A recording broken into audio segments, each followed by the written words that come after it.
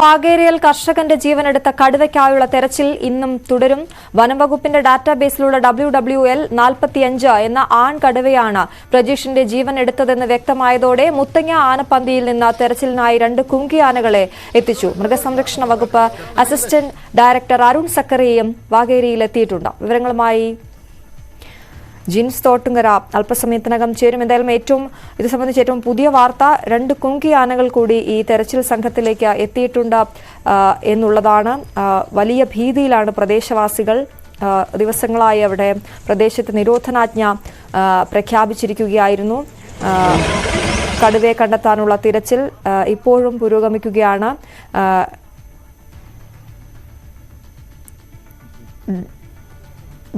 മൃഗസംരക്ഷണ വകുപ്പ് assistant director Arun സക്കറിയും വാഗേരിയിൽ എത്തിയിട്ടുണ്ട്. ജിൻസ, എങ്ങനെ പുരോഗമിക്കുന്നു ഈ കടുവയ്ക്കായുള്ള തെരച്ചിൽ? അശ്വതി, നിലവിൽ വനംവകുപ്പിന്റെ ഭാഗത്തു നിന്നും വലിയ രീതിയിലുള്ള ഒരു ഊർജിതമായിട്ടുള്ള തെരച്ചിലാണ് ഇപ്പോൾ പുരോഗമിക്കുന്നത്. മുത്തങ്ങയിൽ നിന്നും 2 കുങ്കിയാനകളെ ഉപയോഗിച്ചാണ്ടാണ് ഈ മേഖലയിൽ തെരച്ചിൽ പുരോഗമിക്കുന്നത്. അതോടൊപ്പം തന്നെ ഡ്രോൺ സംവിധാനവും ഈ പ്രദേശത്ത് ഏർപ്പെടുത്തിയിട്ടുണ്ട്.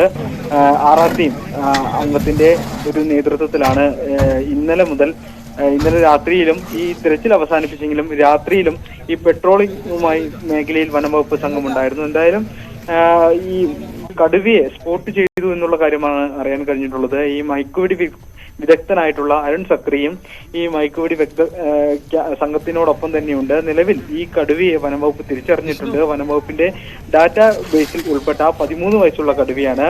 WWL 45 എന്ന ഇനത്തിൽപ്പെട്ട ആൺകടുവയാണ് ഈ യുവാവിനെ ആക്രമിച്ച് കൊലപ്പെടുത്തിയതെന്ന് ഇന്നലെ സ്ഥിരീകരിക്കുകയുണ്ടായി. എന്തായാലും നിലവിൽ ഈ പ്രദേശത്ത് നിരോധനാജ്ഞ പ്രഖ്യാപിച്ചത് നീട്ടിയിട്ടുണ്ട്.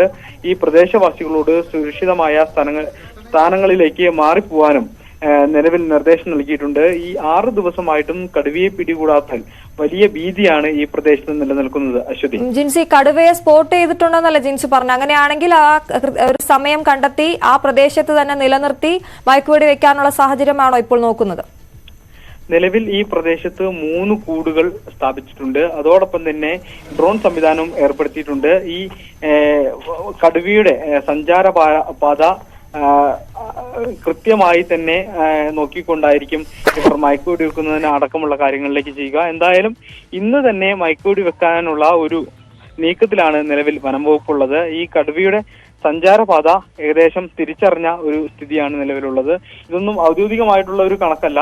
പക്ഷേ ഈ ക്യാമറകളിലെല്ലാം നേരത്തെ ഈ കടുവയുടെ കാൽപ്പാടുകളും അതുപോലെ തന്നെ ദൃശ്യങ്ങളും പതിഞ്ഞിട്ടുണ്ട് എന്നുള്ള കാര്യം നേരത്തെ വ്യക്തമാക്കിയിരുന്നു. ഈ സാഹചര്യത്തിൽ എന്തായാലും ഇന്ന് തന്നെ ഈ കടുവയെ മയക്കുവെടി വെക്കാനുള്ള ഒരു നീക്കം വനംവകുപ്പിന്റെ ഭാഗത്തു നിന്നും ഉണ്ടാകും എന്നാണ് നമുക്ക് അറിയാൻ കഴിഞ്ഞിട്ടുള്ളത്. അശ്വതി, ശരി. ജിൻസ് തോട്ടുങ്കരയാണ് വയനാട്ടിൽ നിന്നും വിവരങ്ങൾ നൽകിയത്.